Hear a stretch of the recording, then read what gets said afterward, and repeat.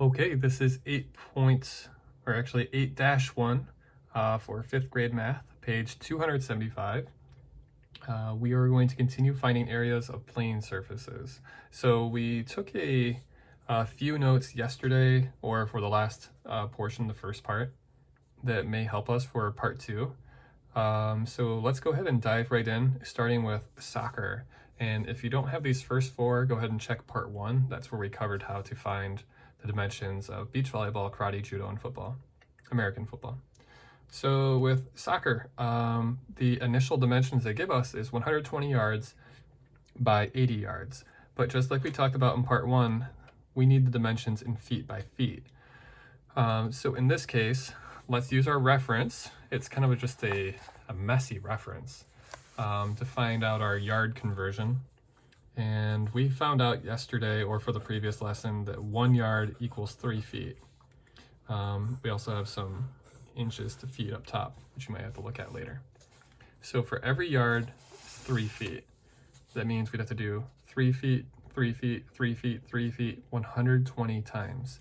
So the quick way to figure this one out, and I'm going to let you do it, is basically to take the 120 and multiply it by 3. And that will give you your first dimension. And you'll do the same exact thing with 80. Just go ahead and multiply it by 3.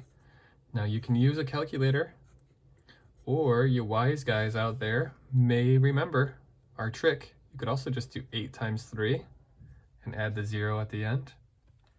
You could also do 12 times 3 and add the 0 at the end. And that will give you your dimensions in feet, at which point you'll just be multiplying this guy by this guy to get your answer.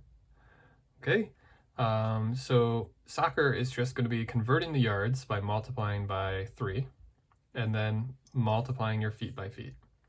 And the cool thing about swimming is it's going to be the same situation. We're dealing with yards by yards. There's no pieces of yards, no fractions. It's just 55 yards by 23 yards. So to convert to feet, again, you'll be doing 55 times 3, and then 23 times 3. So this day could go a little bit quicker.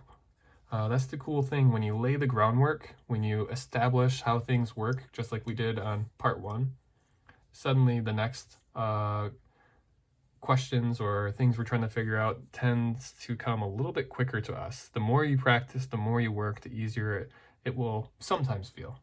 It's not always the case, but sometimes. I want to move to ice hockey because this is new for us. This is tricky. This was tricky for me. It's probably it might be the most difficult one we have on this list. Well, maybe not. But you'll notice for ice hockey, we are dealing with meters. Not yards, not feet, not inches, but meters. And this one's so weird, they actually give us the conversion. They tell us right below that 1 meter is equal to 12/11ths of a yard, which that basically means that a meter is a little bit longer than 1 yard. And my students may know that because we have yardsticks in the classroom and we have meter sticks. And some of us have noticed that the meter sticks are almost the same length, but just a little bit longer. For this one, I'm going to actually show you a conversion trick before I started the lesson because I was curious. I know that 1 yard equals 3 feet, but I went ahead and Googled because I didn't know this conversion off the top of my head. And 1 meter equals 3.28, and technically it's 3.28084. But feet, that is. But I was only going to use this very first part because they kind of throw us a bone. They do us a favor. The answer is about. They're fine with us just getting pretty close because the exact answer is going to get a little wild. So I figured, what if we just said 1 meter equals 3.28 feet? And 1 yard, of course, is 3 feet. So what this means for us is, do you remember how we were just doing 55 times 3, 23 times 3 when we're dealing with yards? Well, we're going to follow the same type of process, but instead of taking 30 and multiplying by 3 to get the feet, we need to multiply by 3.28. So if you have your calculator or your computer or your iPad or your phone, now we're going to take 30. I'm going to find some free, well, they give me free space down below. Now we're going to do 30 times 3.28. I'm going to enter that into my calculator right now. I'm using my computer as a calculator today. And you should get a number that is right around 98.4. And we're going to repeat that process with 61. Instead of multiplying by 3, which is for yardage, we're going to multiply by 3.28, which is around the equivalent for meters to feet. And when I do 61 times 3.28 on my computer, I bet you can tell why we're going to estimate on this one instead of finding the exact, because 61 times 3.28 gives me 200 and 800ths. So what if we just did this here? What if we rounded? Why don't we turn this into each of these guys just into whole numbers? So we'll call this 98. We'll call this 200. And to find the area, we're just going to take 98 feet and multiply it by 200 feet. Using a calculator, or again, you can use any of the methods that we've learned this year. Traditional multiplication, lattice. If you're one of those people who wants to add 298 times, be my guest. You'll probably really annoy your parents and or whoever's helping you with your work, but whatever. Either way, whatever strategy you use, once you do 98 200 times, you're going to get a pretty good sized area of a playing surface for ice hockey. It'll be not quite twice as big as swimming, but it will be significantly larger than the swimming pool. Okay, so we have one left. It's wrestling, and this is kind of a callback to number 1, in fact. So we're going to use our notes from number 1.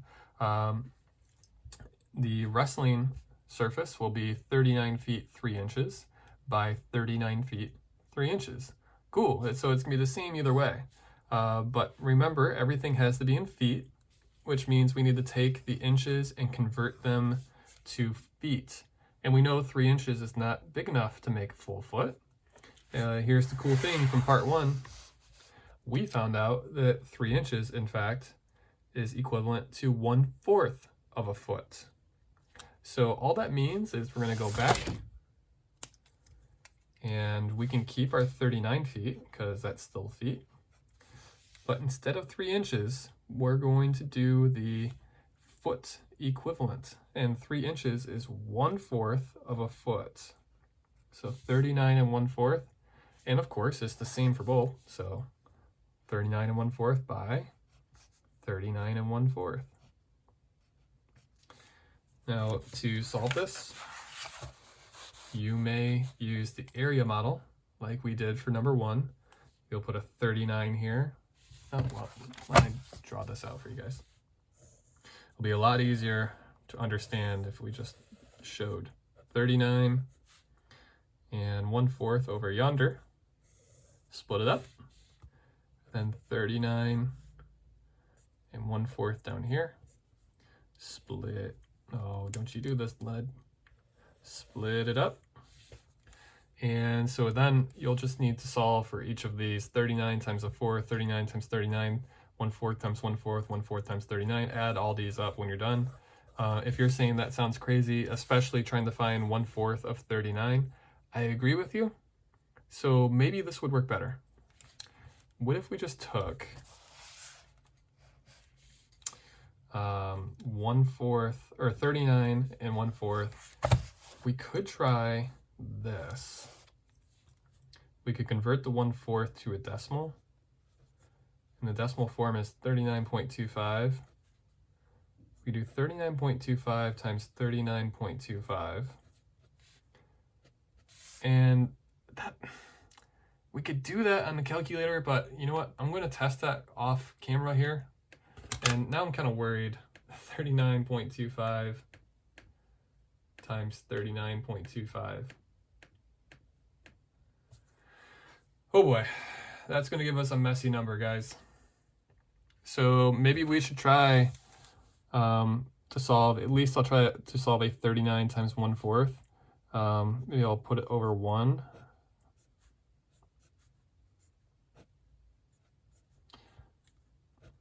Multiply across 39 fourths, which 39 divided by 4. 4 goes into 40 10 times, which means we can't quite get to 10, but we can do 9 wholes. 9 times 4 is 36. Just follow along with me for a moment. Just bear with me. Okay, if I'm not mistaken, 39 times 1/4 should equal 9 3/4. Which means that'll work for here. It will also work for right here. This is such a tough one, I might just walk you through it. Oops, 3/4, right? I'm losing my mind a little bit. Sorry, apparently I can't talk and write at the same time. 9 3/4. And 1/4 times 1/4, that would be 1 times 1 is 1. 4 times 4 is 16. And then 39 times 39, I'm going to go back to the trusty calc. I get 1,521. So now what we need to do is add the whole numbers. So we'll do 1,521 plus, I see a 9, plus another 9. 1 plus 9 is 10. Plus 9 is 19. 1 plus 2 is 3. 5, 1. Okay, this is our whole number. And here's what's left over for fractions. We have 3/4, and we have 2 sets of 3/4 and a 1/16. We're going to need to bring this guy and this guy up to the 16th. What can we do with the 4? This is crazy they're having you guys do this at 5th grade. I say this every year. I can't believe they're trying to have you guys do this stuff. If you can, you're a champion. We need to ask ourselves, what can you multiply 4 by to equal this denominator? And I know 4 times 4 equals 16. So let's come down here to another open space. Times 4. Anything you do to the bottom, you must do to the top. So right now I'm trying to find a common denominator so we can add all these fractions up. And my common denominator I'm aiming for is 16. So 4 times 4 equals 16. And 3 times 4 is 12. Cool. So now what we have is going to be 1/16 plus 12/16. And remember, we actually have 2 sets of 3/4. So it's going to be 1/16 plus 12/16. And let's do the same thing to this one, plus 12/16. And some quick math. I know 12 plus 12, or 12 times 2 is 24, plus 1 is 25 over 16, and that can be reduced. 16 can go into 25 one time with, I think, 9 left over, so 9/16. So I'm going to take that whole, add them to 1,539, which would equal 1,540, and throw on the 9/16 at the end. Good grief. I don't even feel bad about giving that to you. Your actual area, I have 20 seconds to finish this out, will be 1,540. This is why we need to teach in person sometimes, because, I don't know, I think I was a little confusing. But I'm running out of time. Okay, so I'll stop talking. Hopefully it worked out. You have this finished, and we'll work on 276 tomorrow. Goodbye.